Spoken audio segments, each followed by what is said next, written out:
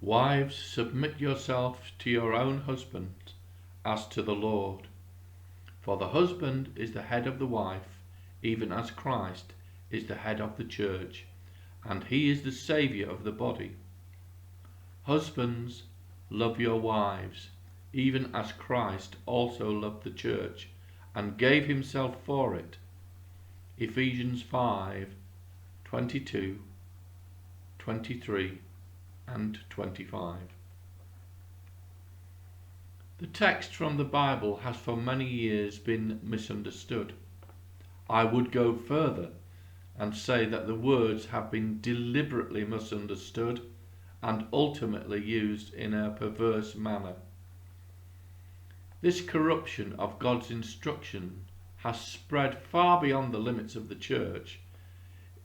It is interesting to observe that when an ideal or concept sounds appealing, then it will be adopted for use by any individual, no matter what their belief system is.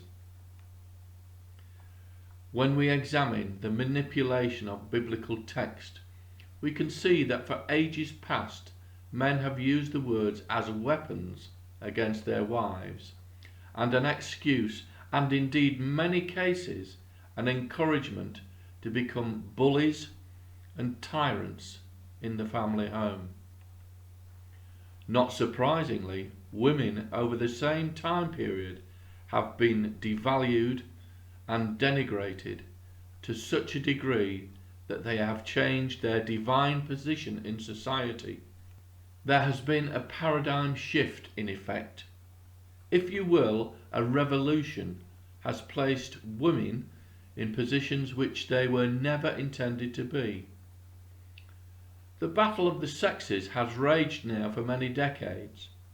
That is not a suggestion that women should not be leaders, not at all.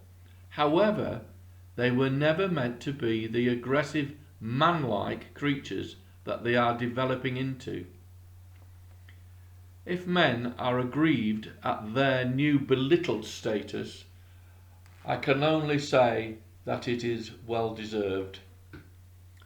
Of course, society or mankind is the loser as we see generation after generation of our children become more and more confused. Men and women are almost competing for dominance and the immorality that goes with it.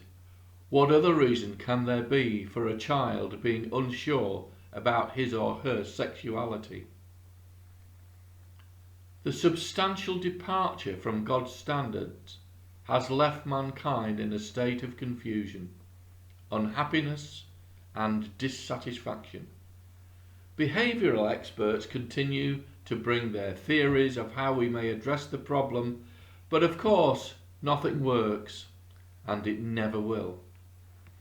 Even as I write this, Europe is on the brink of war, whilst the experts continue to give their opinion on behaviour. The politicians claim to be united, yet their partisan speech betrays their motives. The church hierarchy are indistinguishable from secular leaders. Other religious leaders are noticeable only by their silence, as they have nothing to contribute. There is, has been, and only can be one answer, and that is in the hands of the Creator. If a woman submits herself to the authority of a man who loves her to such a degree that he would gladly lay down his life for her, she will never feel undervalued or downtrodden, and her husband will never need to look elsewhere for comfort. This is God's way, and it should be ours.